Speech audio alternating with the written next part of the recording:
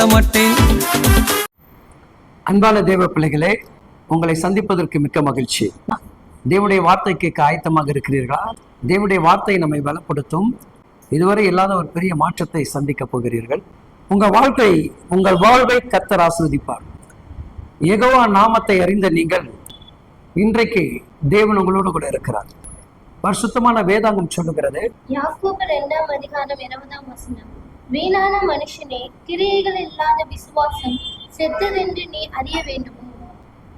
அன்பான தேவ பிள்ளைகளே, நீங்கள் வைத்திருக்கிற விசுவாசம் தேவன் மீது இருக்கும் என்று சொன்னால் அந்த கிரியைகளுக்கேற்ற பலனை தேவன் கட்டளையிடுவார்.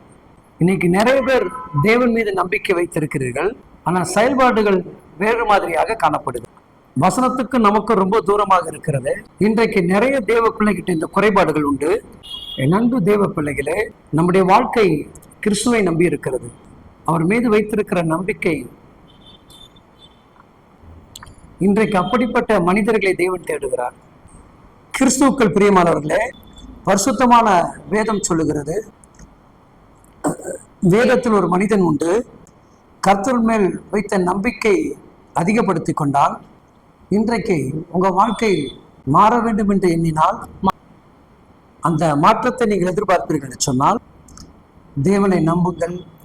அவர் உங்களை ஆசீர்வதிப்பார், இன்னும் மேலும் மேலும் உயர்த்துவார். உங்களுடைய துக்கங்கள் சந்தோஷமாக மாறும், கண்ணீர்கள் துடைக்கப்படும், இதுவரை இல்லாத ஒரு மாற்றம் உண்டாகும். சமாதானத்தை தேவன் தந்து உங்களை ஆசீர்வதிப்பார். ஆமென்.